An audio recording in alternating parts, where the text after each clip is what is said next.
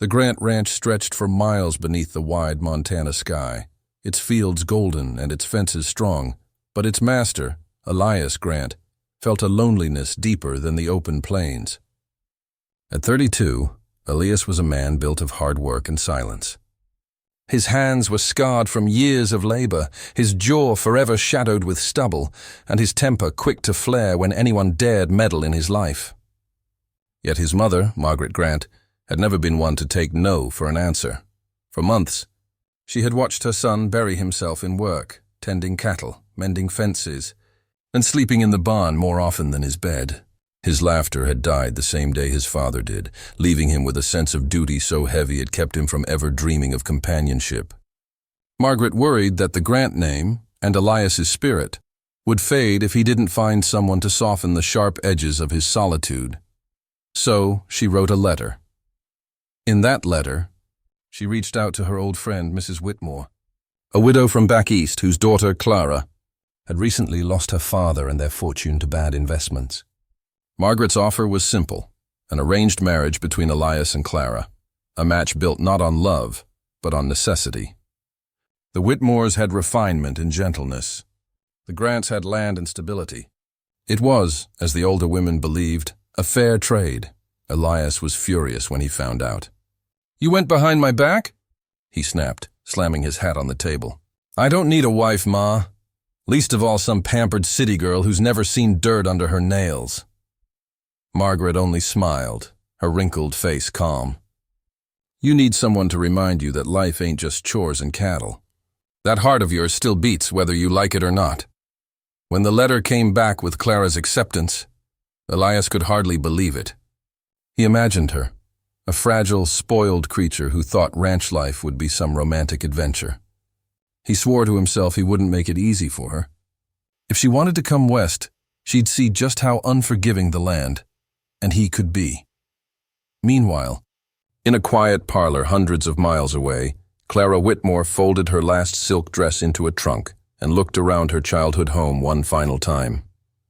Her once lavish world was gone. Her father's debts had stripped them of everything but their name. And though the idea of marrying a stranger frightened her, she had little choice. Her mother's health was failing, and she could not return to a society that now whispered about their disgrace. "I'll make the best of it," she murmured to her reflection in the mirror. Her blue eyes, tired but steady, met her own gaze. "Even if he doesn't want me." When she stepped off the train weeks later, the Montana wind whipped through her bonnet, tugging at her modest dress. Elias stood by the wagon, arms crossed, his expression unreadable. He was taller than she expected, rougher too, sunburned skin, eyes sharp as flint. He didn't offer a hand or a smile. "So you're the bride," he said flatly. "Hope you know how to ride." "It's a long trip to the ranch," Clara hesitated, clutching her valise. "I'll manage." As they rode in silence through endless stretches of prairie, Clara stole glances at the man beside her. Everything about him spoke of pride and power, but his eyes carried loneliness too, though he'd never admit it. She could feel his judgment, his mockery simmering just beneath the surface. Still, she straightened her back and faced the horizon. She'd left behind comfort and reputation. She would not lose her dignity too. Neither of them knew it yet, but the arrangement they both despised would soon become the fire that would melt two hardened hearts into one. The wagon creaked and groaned as it rolled over the uneven dirt road leading up to the Grant Ranch. The sun had dipped low, casting a molten orange glow across the horizon. Clara Whitmore sat stiffly beside her new husband, her gloved hands folded tightly in her lap. The silence between them was sharp enough to cut. Elias Grant hadn't said more than a few clipped words since picking her up from the station. She could sense the tension in him. Every muscle in his broad shoulders coiled like a man waiting for a fight. When the ranch finally came into view, Clara's breath caught. The main house was sturdy but plain, built of weathered wood, surrounded by sprawling pastures and distant mountains capped in snow. It was beautiful in a wild, lonely way, utterly unlike the manicured gardens and paved streets she had known. Cattle grazed lazily in the fields, and the smell of earth and hay filled the air. Elias halted the wagon. "Well," he muttered, glancing sideways at her. "This is it. Not much like your city homes, I reckon." Clara managed a small smile. "No, not much at all. But it's honest," he barked a short laugh. "Honest? That's one way to put it. Let's see how honest you feel when winter hits." Her smile faltered, but she said nothing. She followed him up the porch steps where Mrs. Grant, Elias's mother, stood waiting with a warm smile and open arms. "Welcome home, my dear," Margaret said kindly, embracing her new daughter-in-law. "You must be tired from the journey." Clara's throat tightened at the word home. She wasn't sure if she had one anymore. Inside, the house smelled faintly of pine and smoke. It was simple but clean, every surface scrubbed, every item in its place. Still, it was clear a woman's touch had been missing for some time. Dust lingered in the corners, and a few curtains hung unevenly. Elias leaned against the doorframe, his eyes lingering on her fine traveling dress and delicate shoes. "You might want to trade those for something less fragile," he drawled. "Out here, we don't dress for tea parties." Clara lifted her chin, meeting his gaze. "I didn't come here to drink tea, Mr. Grant. I came to be your wife." For a moment, his eyes flickered with something, surprise, maybe even admiration, but it vanished just as quickly. We'll see how long that lasts. The following morning, Clara rose early, determined to prove she could pull her weight. She found the cookhouse empty except for a pile of unwashed dishes and a loaf of bread gone stale. Determined, she rolled up her sleeves and began to work. But the stove was stubborn, and the dough she attempted to knead clung to her hands like glue. When Elias walked in, the sight of her covered in flour stopped him cold, before he burst into laughter. "Well, I'll be damned," he said, grinning. "Didn't think I'd live to see a Whitmore wrestling biscuit dough. Guess I owe Ma $1. Clara's cheeks flushed. "I may not know how to cook yet, but I can learn." "Yet," he repeated mockingly. "That's hopeful." He grabbed a slice of the burnt bread, chewed it, and made a face. "Though I'd advise not feeding that to the cattle. They might revolt." She turned away, blinking hard, refusing to let him see her tears. "If you're done making fun of me, I have chores to finish." Elias watched her go, her back straight and proud despite the sting of his words. For a reason he couldn't explain, the sight unsettled him. That night, after everyone retired, Clara stood by the window in her small room, staring out at the moonlit fields. The loneliness pressed on her, heavy and cold. Yet beneath it, a spark of determination burned. She would not let his mockery break her. Outside, Elias lingered in the barn, his laughter from earlier echoing in his mind. But it didn't sound as satisfying as it had before. He had wanted to make her quit. Instead, something about her quiet resilience made him feel the first stirrings of doubt in his own judgment. The first week on the Grant Ranch tested Clara in every way imaginable.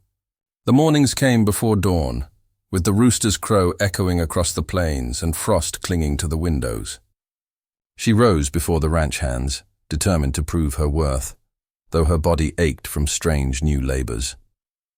Her hands, once soft and pale, soon turned raw and blistered from washing, scrubbing, and hauling buckets of water.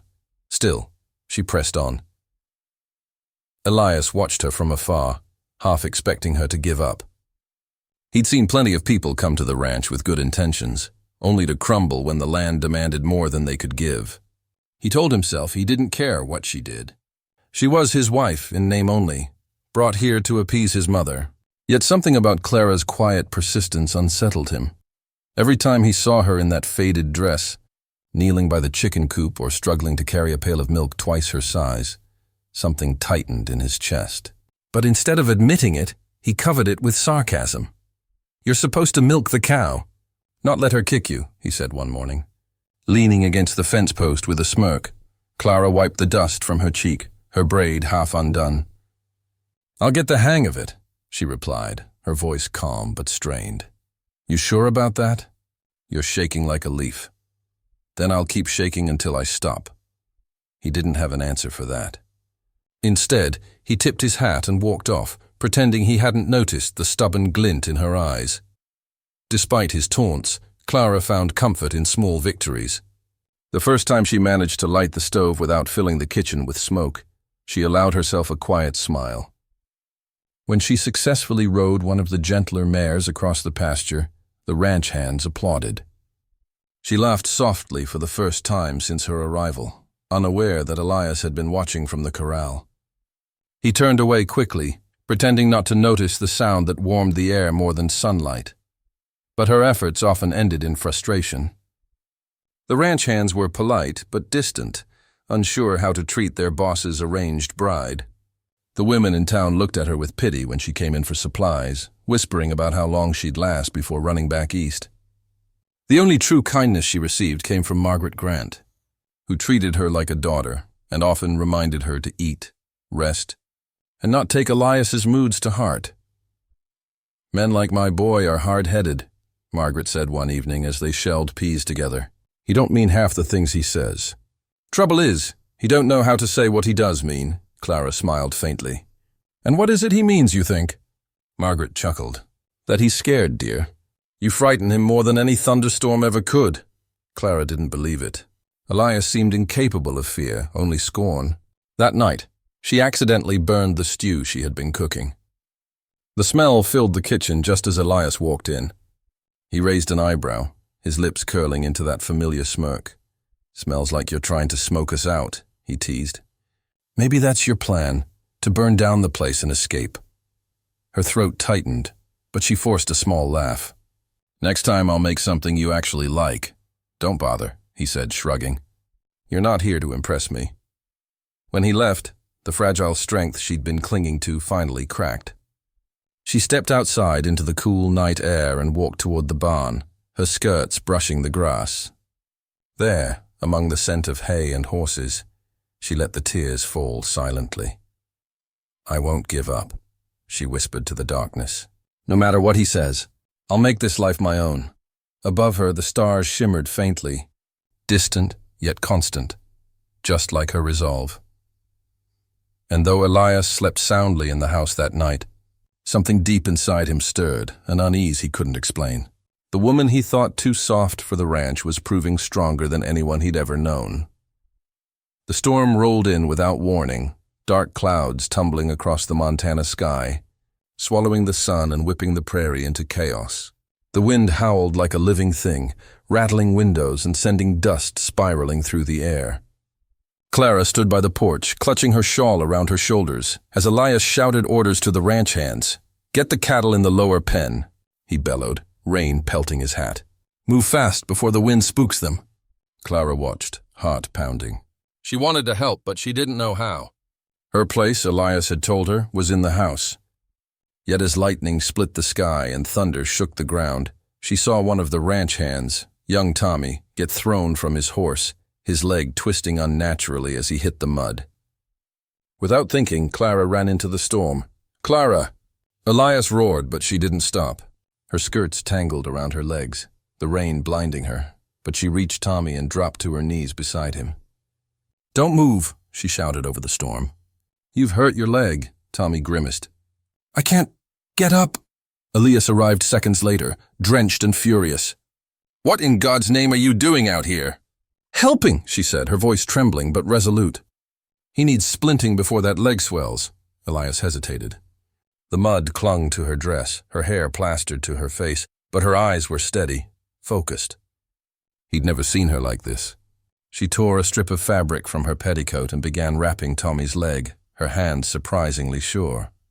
When she was done, she looked up at Elias, rain dripping down her chin. "We need to carry him in." For once, Elias didn't argue. He lifted Tommy easily, Clara following close behind. By the time they reached the house, all three were soaked to the bone. Inside, Clara worked quickly, building a fire, boiling water, and setting about to clean and bandage the boy's wound. Elias stood by the doorway, watching in silence as she moved with quiet confidence. The woman he had mocked for her soft hands now looked like she'd been born for this kind of crisis, calm, steady, and selfless. When she finally sat back, exhausted, Elias handed her a dry towel. "You did good," he muttered gruffly. Clara blinked, surprised. "Did I?" He gave a small, almost embarrassed shrug. "Didn't expect you to hold your own in a storm like that." Her lips curved slightly. "You didn't expect me to hold my own in anything. He looked away, the corner of his mouth twitching.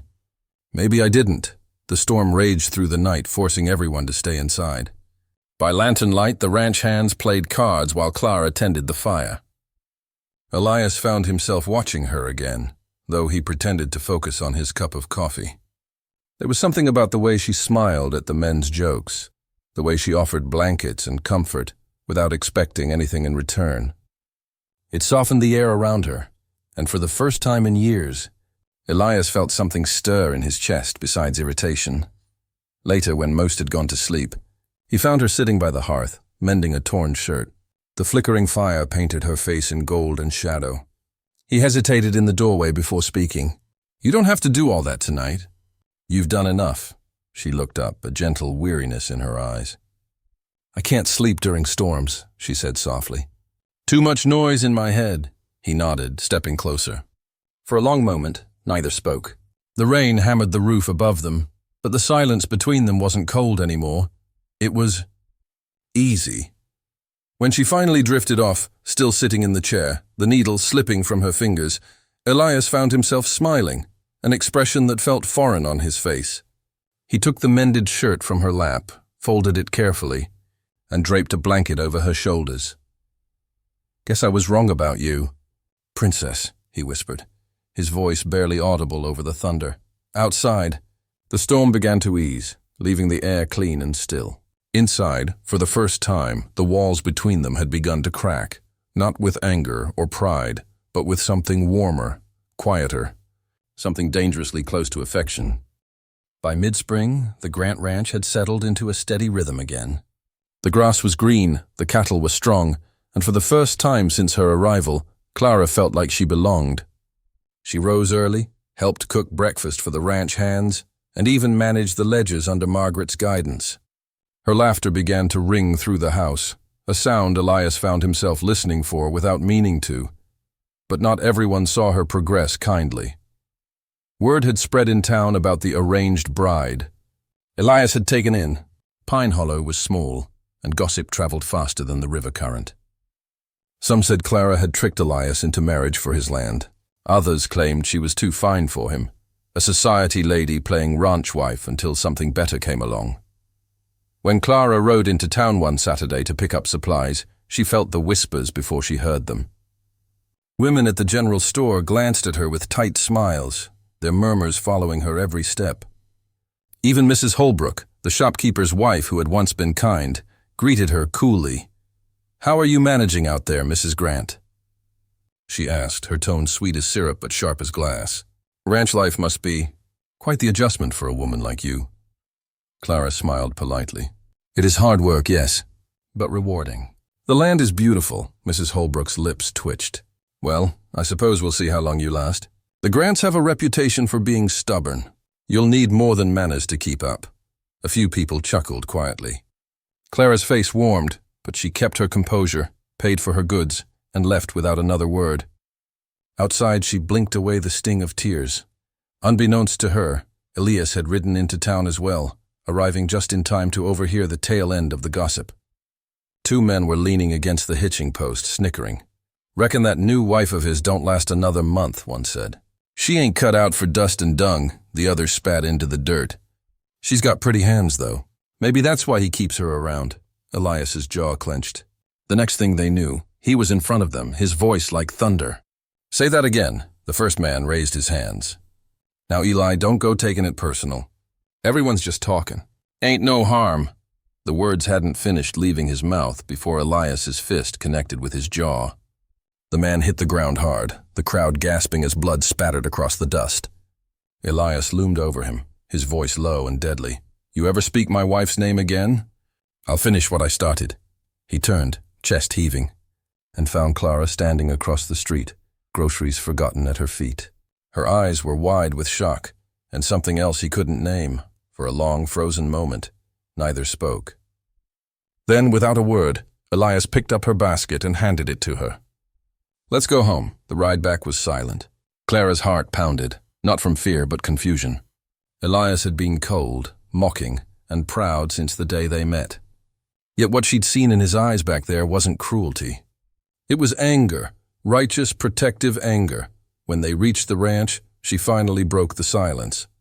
"You didn't have to do that," he shrugged, dismounting. "They had it coming."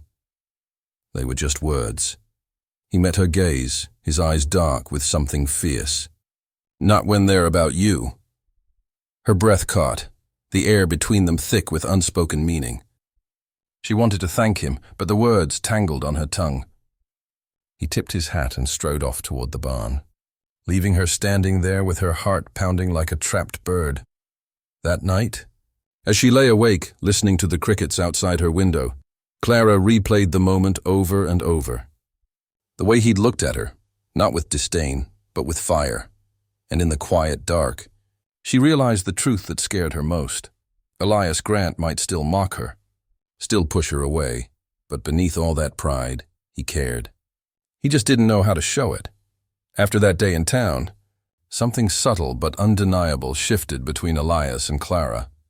The air around them no longer crackled with constant tension. It hummed with something quieter, heavier. The walls Elias had built over years of pride and grief began to show their first real cracks. He didn't say much about the fight, and Clara didn't bring it up, but the way he looked at her changed. His teasing softened. His silence, once cold, became thoughtful, and though he still carried himself like the rough rancher he'd always been, his eyes lingered longer when she smiled, and his voice dropped softer when he spoke her name. Days passed into weeks. Spring warmed the air, filling the ranch with life. Clara's garden, her first attempt at something truly her own, began to bloom near the porch. She worked on it every morning, humming softly, her hands covered in soil. Elias would pass by with his tools, pretending not to watch her. But every time his steps slowed just enough to listen to that quiet melody. One evening, after supper, Clara found Elias mending a saddle by the barn. The light from the lantern spilled across his strong hands, the scent of leather and smoke wrapping around them both. She hesitated before speaking. "I wanted to thank you," she said softly. He didn't look up. "For what?" "For defending me." "In town," his jaw tightened. "Didn't do it for thanks, I know." She paused. "But it meant something to me anyway." He finally lifted his gaze, meeting hers in the dim light. "Didn't like how they talked about you." "You don't deserve that," her lips curved faintly. "You didn't think so when I first got here." He smirked, a ghost of his old sarcasm returning. "Yeah, well, I've been wrong before." That simple admission, gruff and awkward, was worth more than 100 apologies. Clara smiled, warmth unfurling in her chest. "I suppose that's progress." "Don't get used to it," he muttered, though his eyes softened when she laughed. Over the following days, small gestures replaced sharp words. Elias started fixing things before she asked. The leaky roof, her broken chair, even her garden fence after a storm knocked it down. He never took credit for it, but she always knew it was him. And in return, Clara began to leave little kindnesses for him too. His favorite biscuits at breakfast. A clean shirt mended and folded neatly on his bed. Fresh coffee waiting when he came in from the fields. It wasn't love yet, not fully, but it was something growing in its place. A fragile trust, a shared quiet. One night, after a long day's work, Elias found Clara sitting on the porch beneath the stars. The moonlight kissed her face, and for a moment, he forgot to breathe. He sat beside her, their shoulders almost touching, the silence between them more intimate than words. "You miss it?" he asked suddenly. She glanced at him. "Miss what?" "The city."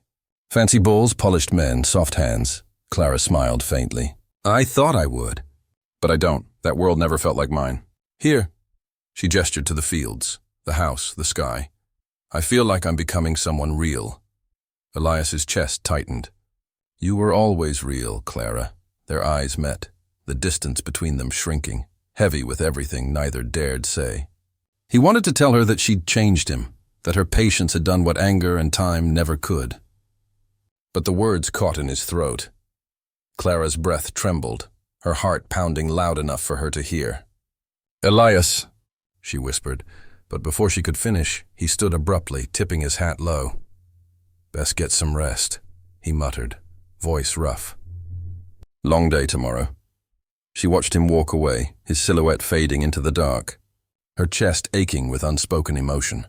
That night, Elias lay awake, staring at the ceiling, replaying her words, her smile, her steady gaze, her courage. And for the first time in years, he felt peace mixed with fear. He'd sworn he'd never let another person close enough to hurt him. But somehow, without trying, Clara Whitmore Grant had found her way past every wall. And the hardest part to face wasn't that he cared for her. It was that he couldn't imagine the ranch, or his life, without her anymore. Summer came with relentless heat that shimmered across the plains, drying the grass to brittle straw. The Grant Ranch buzzed with work from sunrise to sunset, branding cattle, mending fences, and hauling water for the thirsty herds. Clara had learned to move with the rhythm of ranch life, her once delicate hands now strong and sure. She no longer flinched at hard work or dirt beneath her nails. Even Elias, watching from afar, couldn't deny her strength anymore, yet the heat brought danger. One evening, after days without rain, thunder rumbled in the distance. A storm brewed at the edge of the horizon, its dark clouds alive with flashes of light. Clara stood on the porch beside Elias, both watching the sky split open with a streak of lightning. Too close.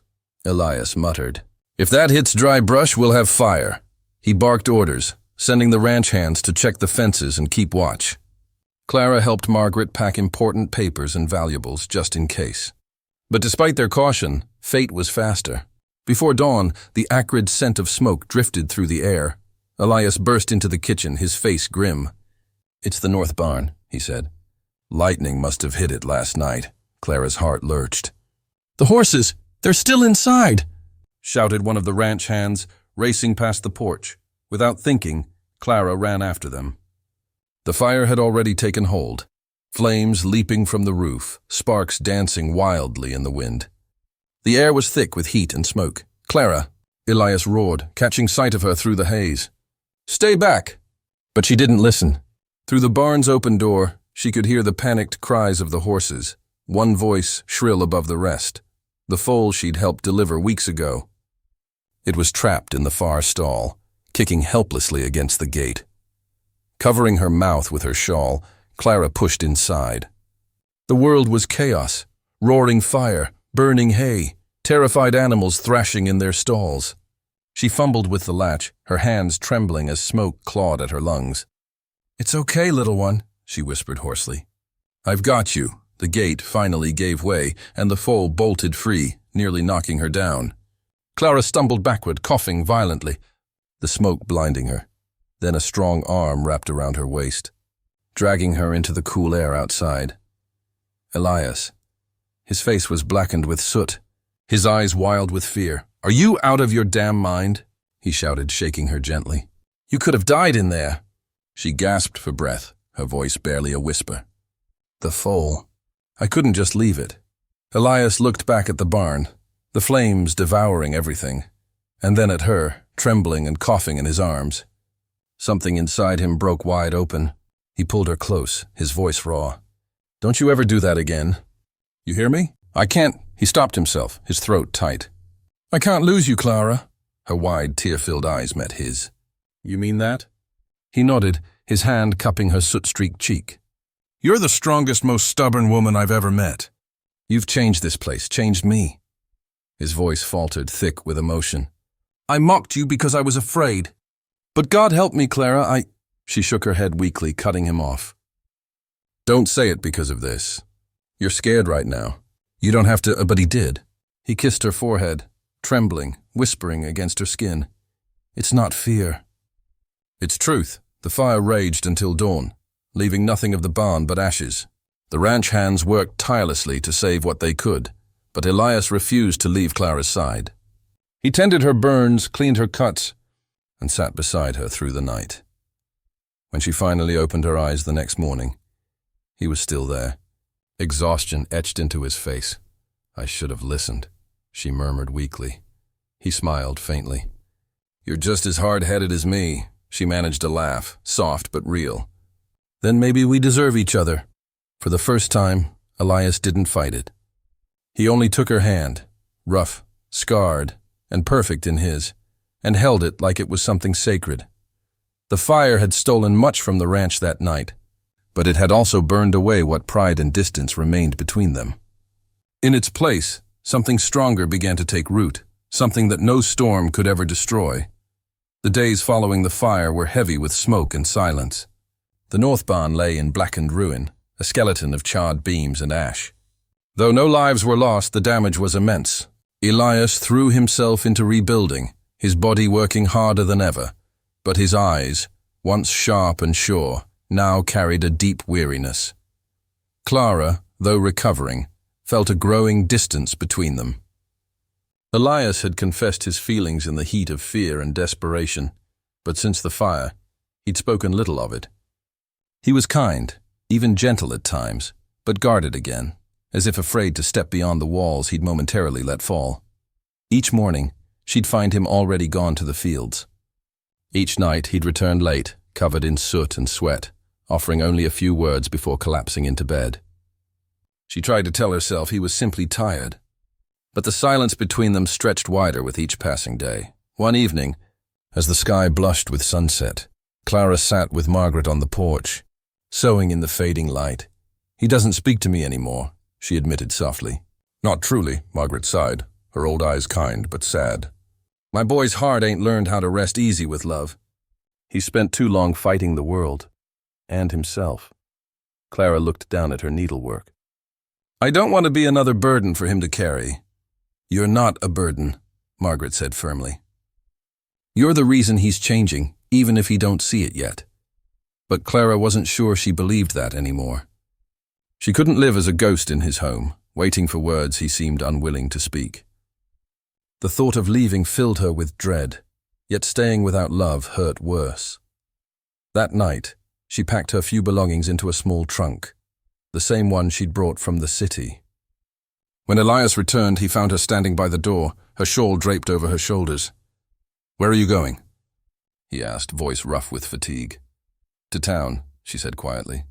"I've spoken to Mrs. Holbrook. She needs a seamstress for her shop." His eyes darkened. "You're leaving?" "I can't stay where I'm not wanted, Elias." Her voice trembled despite her best effort. "You said you cared for me, but you've barely looked at me since that night." He stepped closer, jaw tight. "You think I don't care?" "Clara, I've been trying to fix what the fire broke. The barn, the fences, and what about what's breaking here?" she interrupted, pressing a hand to her heart. "You can rebuild every inch of this ranch, but if you keep hiding from what you feel, there'll be nothing left between us." For a moment, the world was utterly still. The only sound was the wind sighing through the scorched fields. Elias looked at her, his expression torn between pride and pain. But in the end, he said nothing, so she turned, her eyes glistening, and whispered, "Goodbye, Elias." He watched her go, watched her small figure disappear into the dark road toward town, and felt something inside him collapse. In the days that followed, the ranch seemed emptier than ever. Her laughter, her soft humming in the garden, the scent of her biscuits baking, all gone. The house echoed with silence. Even the men noticed the change. "She was good for you, boss," Tommy said one afternoon, hammering nails into the new barn frame. "Place don't feel right without her." Elias didn't reply, but his grip on the hammer faltered. That night he sat alone on the porch, staring at the horizon Clara used to admire. The same sky stretched endlessly before him, but it felt hollow. His mother found him there, a bottle untouched beside him. "You let her walk away because you were scared," Margaret said quietly. "You mocked her once out of pride. Now you're losing her out of silence." Elias's throat worked as he looked toward the stars. "I thought loving her would make me weak." Margaret smiled sadly. "No, son, it's what makes you strong enough to fight for something worth keeping." When she left him there, Elias sat for a long time, the cool wind rustling through the grass. For the first time, he understood what real loss felt like, not the kind fire brought, but the kind that burned inside the heart. And he knew, before the next sunrise, he would have to make it right. The morning Elias decided to ride into town, the world felt different. The air was cool, the wind carrying the faint scent of rain, the first promise of healing after a long drought. For nights, he had wrestled with his pride, his fears, and the hollow ache Clara had left behind. Now, at last, the decision was clear. He couldn't let her slip away without telling her the truth his heart had been screaming since the fire. Elias saddled his horse, a restless bay named Duke, before dawn. Margaret watched him from the porch, a knowing sadness in her eyes. "Bring her home, Elias," she said simply. He tipped his hat and rode out, the hooves pounding the dirt road like a heartbeat.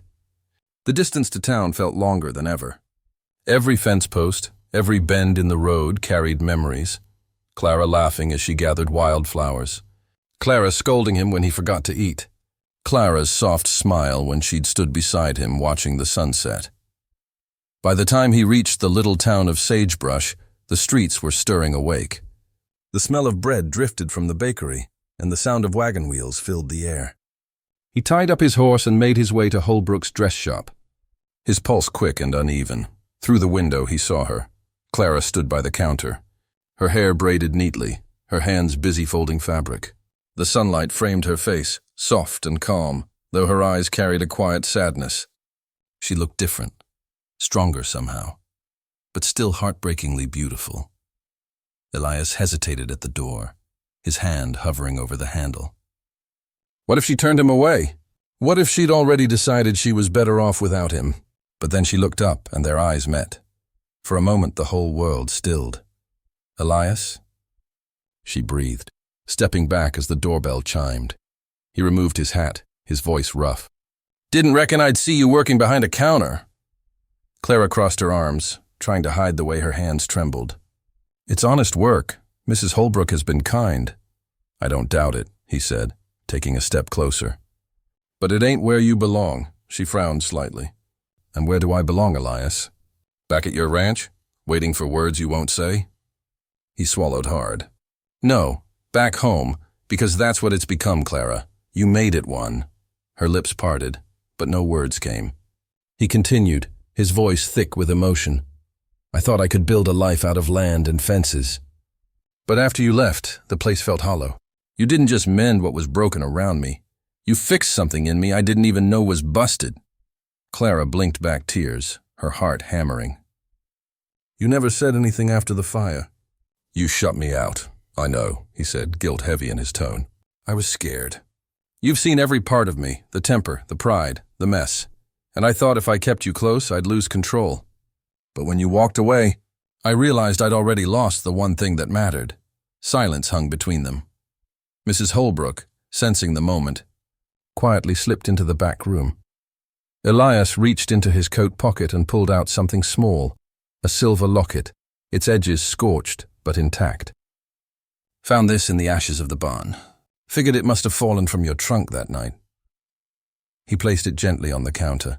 Clara picked it up, her fingers trembling. "You kept it?" "Never could throw it away," he said. "Like I couldn't let go of you." She looked up, eyes shining with tears.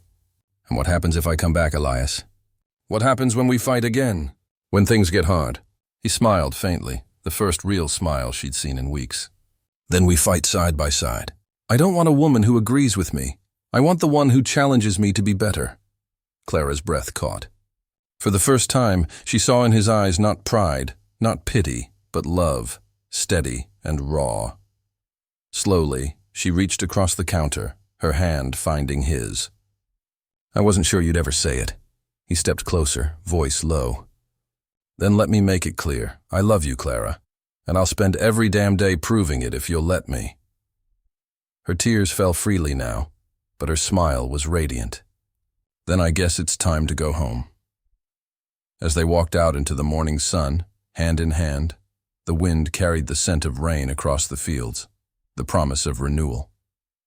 The rancher who once mocked his arranged bride had found his heart in the woman he'd nearly lost. And this time, he wasn't letting go. The sky over the Grant Ranch blazed with streaks of orange and gold as the sun dipped low behind the hills. The scent of rain lingered in the air, mingling with the freshness of newly turned soil. For the first time in months, the ranch felt alive again. Fences mended, barns rebuilt, laughter echoing from the corral. and at the heart of it all stood Elias and Clara Grant, side by side. Their return to the ranch hadn't been marked by grand declarations or fanfare. It was quiet, humble, and real. Clara had stepped down from Elias's wagon and looked out across the land. The same place that once felt like a prison now felt like belonging. The fields stretched endlessly, golden in the sunlight, and she breathed in deeply, feeling peace settle over her. Margaret had been waiting on the porch, her eyes misting over the moment she saw Clara. "Took you long enough. Boy," she said to her son with a smirk, though her voice trembled with joy. Clara had laughed softly, tears threatening as she embraced the older woman. "It's good to be home." From that day forward, the ranch began to heal in ways that went beyond the physical. Elias, once hard-edged and distant, became a man transformed. Not softer exactly, but more open, more human. He still worked the land with relentless determination, but he now shared the load. He sought Clara's counsel on everything from managing the hands to breeding the cattle. "Don't just nod and say yes," she teased him one morning as they stood by the corral. "If you disagree, say it," he grinned, tipping his hat. "Oh, I'll disagree plenty. I just like hearing you talk first." Their love wasn't the easy kind. It was forged through mistakes and pride and the humbling work of forgiveness. There were arguments, about bills, about decisions, even about where to plant the new orchard, but unlike before, those disagreements ended with laughter instead of silence. At night, they'd sit on the porch watching the stars bloom across the velvet sky. The cicadas would hum, the horses would snort softly in their stalls, and Elias would rest his arm around her shoulders, pulling her close. "Funny," he'd say once, voice low, "how I thought an arranged marriage would ruin my life." Clara smiled, leaning into him. "And now? Now I thank God every day your name ended up beside mine." The seasons turned, and the ranch flourished. The fire's scars faded beneath new grass. The rebuilt barn stood stronger than before, and Clara's rose garden bloomed again, lush and wild, like her spirit. The townsfolk often spoke of the change in the Grants.